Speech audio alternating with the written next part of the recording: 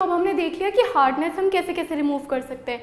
एक तो हमने देख लिया था कि टेम्पररी हार्डनेस, उसे हम बॉइलिंग से कर सकते हैं या फिर लाइम वाटर का एक्ट करा सकते हैं, which is called Clark's method. और एक हमने देख लिया, 3 मेथड्स देख लिए हमने परमानेंट हार्डनेस के लिए। एक तो लास्ट में पढ़ा था हमने आयन एक्सचेंज, एक हमने कैल्विन्स का पढ़ लिया था और एक पहले पढ़ लिया था। तो अब now will move to the third and the last topic which is H2O2, hydrogen peroxide.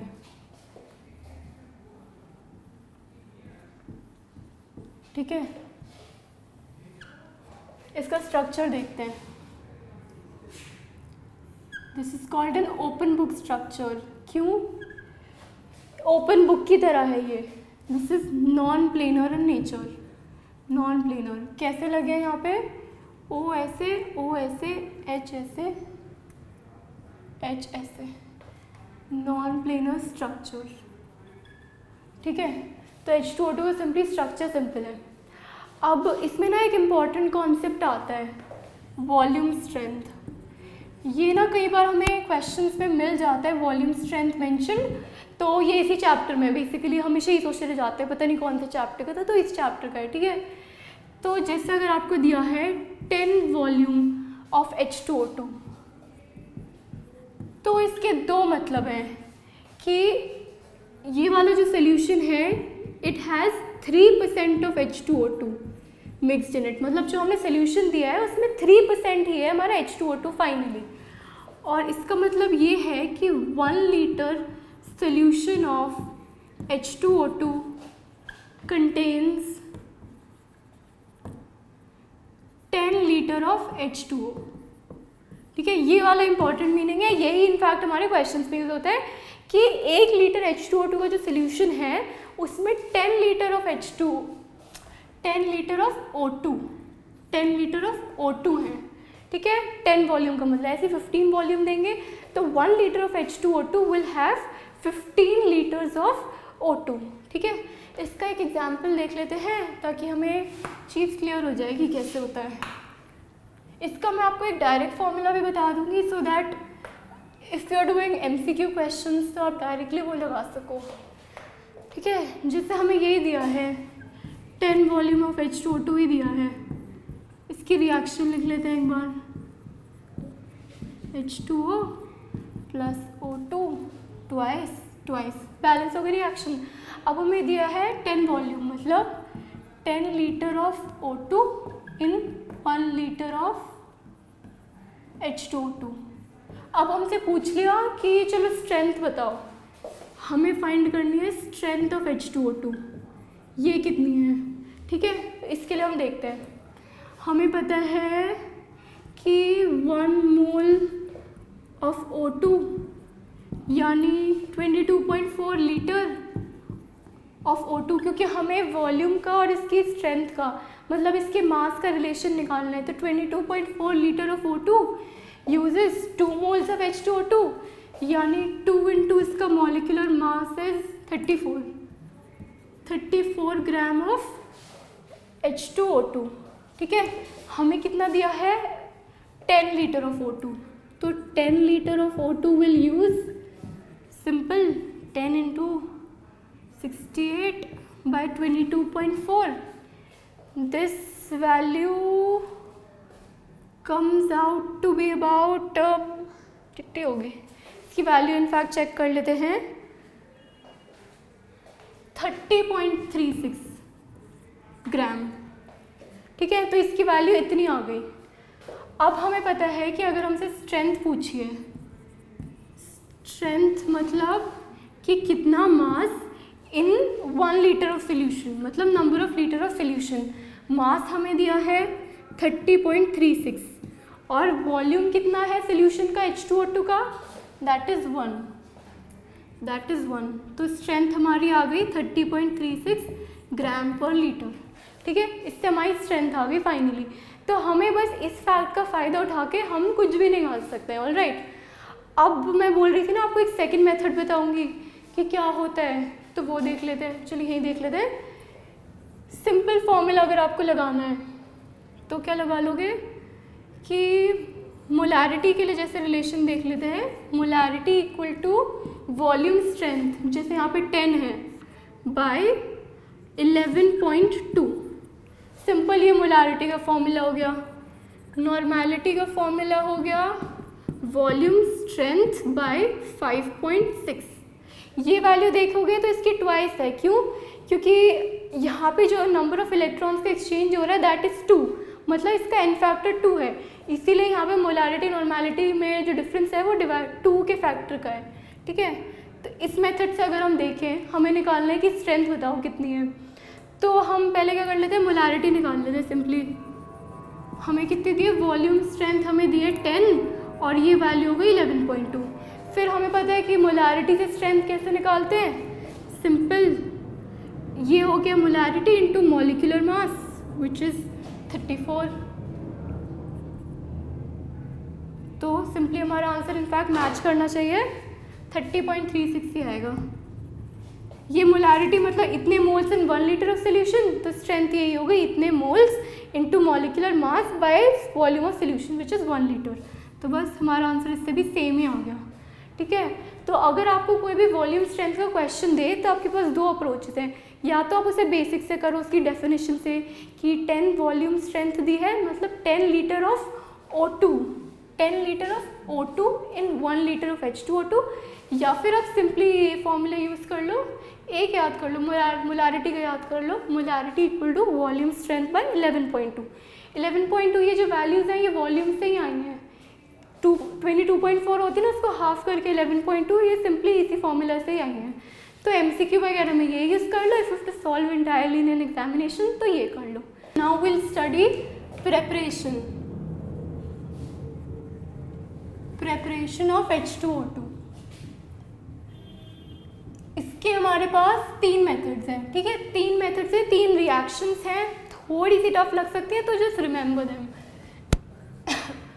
ठीक है, तो ये barium peroxide, hydrated barium peroxide है, इसको हम H2SO4 से ट्रीट कराएं तो हमारा बन जाता है, डिस्प्लेसमेंट हो गया बेरियम सल्फेट और यही H2O2 बन गया और पानी पानी हमारे 8 ही बने। ठीक है, तो एक तो ये रिएक्शन होगी कि हमने बेरियम पेरोक्साइड को H2SO4 में रिएक्ट करा दिया, तो बन गया हमारा बेरियम सल्फेट और हमारा पेरोक्साइड आ गया। ठीक है, सेकेंड मेथड ये लिया, इसको इलेक्ट्रोलिसिस कराया, तब हमारा क्या बन जाता है,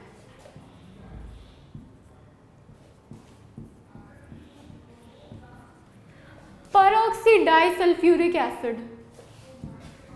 ये आप आगे जाके भी देखोगे, काफ़ी इंपॉर्टेंट होता है ये 12th में, परऑक्सी डाइसल्फ्यूरिक एसिड। इससे फिर फाइनली जाके बन जाता है वही HSO4 जो हमारा पहले था, H+ और हमारा हाइड्रोजन पेरोक्साइड। ठीक है, तो सेकेंड मेथड में क्या किया हमने, HSO4- से स्टार्ट किया, उससे हमारा H2S2O8 बना, नहीं H2S2O8 बना, परऑक्सी डाइसल्फ्यूरिक एसिड। उसके बाद फिर वो ब्रेक होके HSO4- H2O2 और H+ में टूट गया। ठीक है, फिर थर्ड मेथड है 2-इथाइल एंथ्राक्विनोल, ये कंपाउंड है। इसमें अगर हम O2 यानी एयर की प्रेजेंस में फॉरवर्ड रिएक्शन कराएं या फिर H2 पैलिडियम से बैकवर्ड कराएं तो हमारा बन जाता है 2-इथाइल एंथ्राक्विनोन और H2O2। ठीक है, तो मतलब ऑल से हमारा ओन बन गया, मतलब अल्कोहल से हमारा कोई कीटोनिक कंपाउंड बन गया।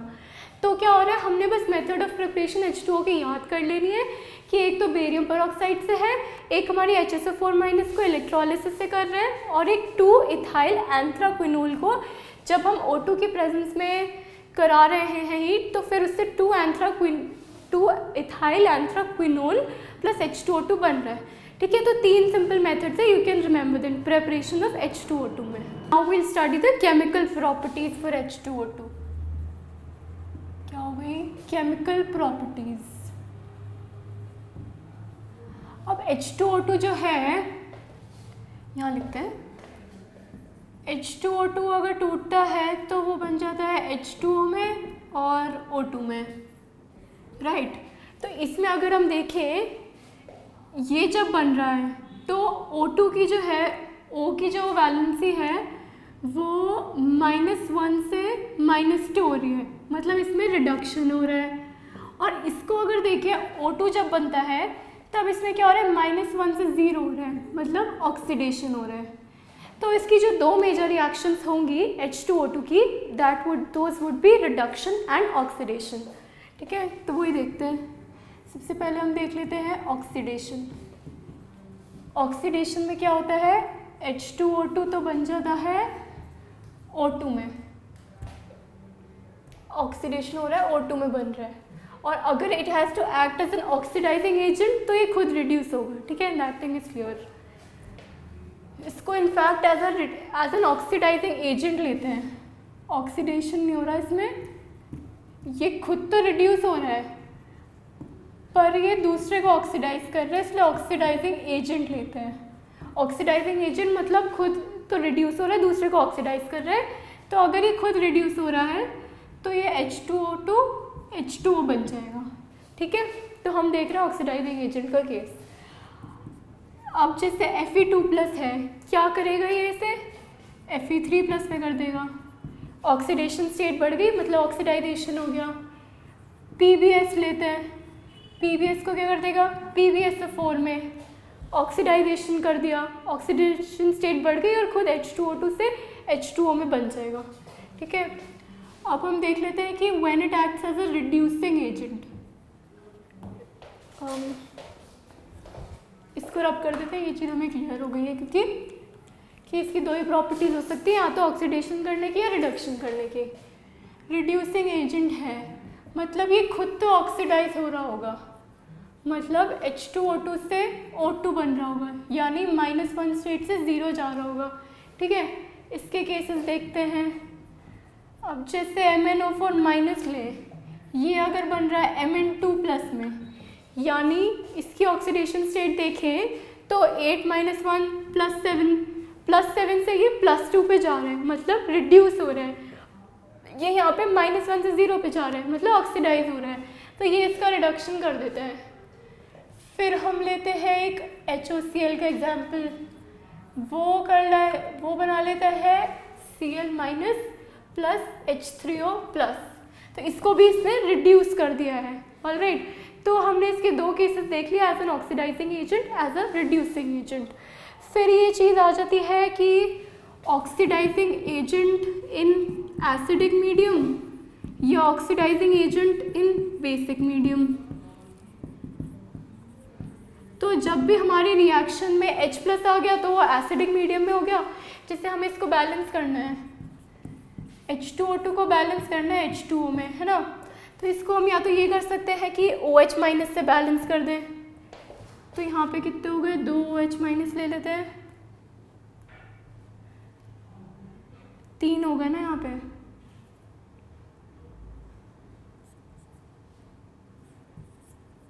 बेसिकली हम जब भी बैलेंसिंग फैक्टर जो लेते हैं अपना,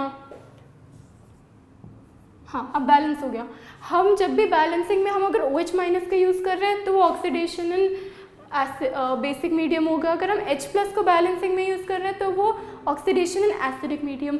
सेम चीज़ रिड्यूसिंग के साथ हो गई, अगर हम H+ यूज़ करके H2O2 को बैलेंस कर रहे हैं तो फिर वो हो गया कि reducing agent in acidic medium, OH- को यूज़ कर रहे हैं तो रिडक्शन इन बेसिक मीडियम। तो सिंपल ये डिफरेंस है, इसकी सिंपल रिएक्शंस होती है, ठीक है। हम जो प्रॉपर्टीज़ देख रहे थे ऑक्सीडाइजिंग एजेंट, H2O2 जो था वो एज एन ऑक्सीडाइजिंग एजेंट जब एक्ट कर रहा था तो उसके कुछ एग्जांपल्स देखे थे। यहाँ पे मैंने कुछ और लिखे हैं। ये बेसिकली कुछ और क्वेश्चंस में आपको रिएक्शंस जब लिखनी होती है तब काम आ जाते हैं, नेमिंग में भी काम आ जाता है। मैं अभी आपको इसकी नेमिंग बताऊँगी, बहुत ईजी हो जाएगा फिर इन्हें याद करना। सो वही लिख देते हैं, एक बार देख लेते हैं। एज एन ऑक्सीडाइजिंग एजेंट मतलब ये खुद तो रिड्यूस हो रहा होगा, यानी H2O बन रहा होगा, ठीक है। अब देखते हैं, मैंने इसको 3 सेट्स में डिवाइड किया है ABC। फर्स्ट वाला है, अगर NaSO3 को यानी सोडियम सल्फाइड को हम ऑक्सीडाइज करें तो क्या बनेगा? Sodium sulphate.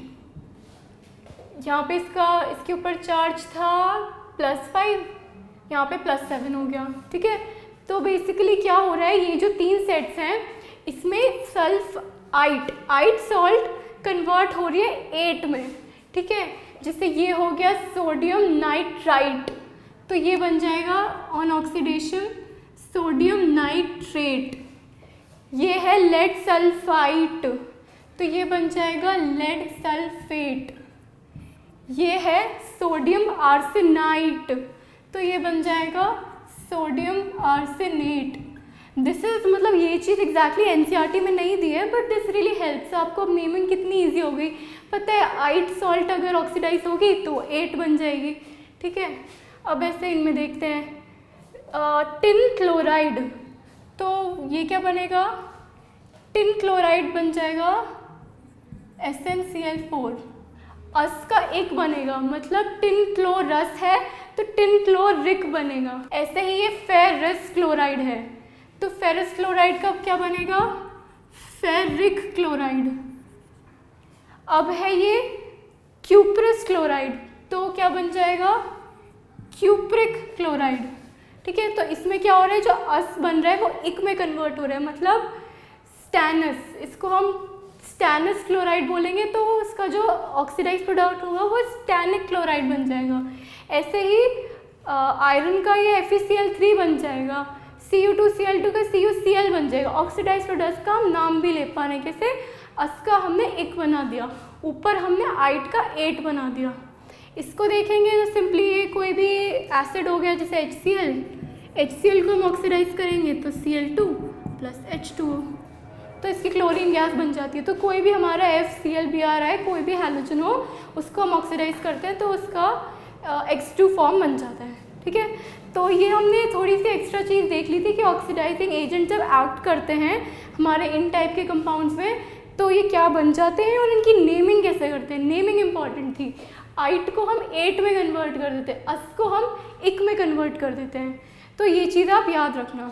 ठीक है, फिर हम बात करते हैं H2O2 के स्टोरेज की।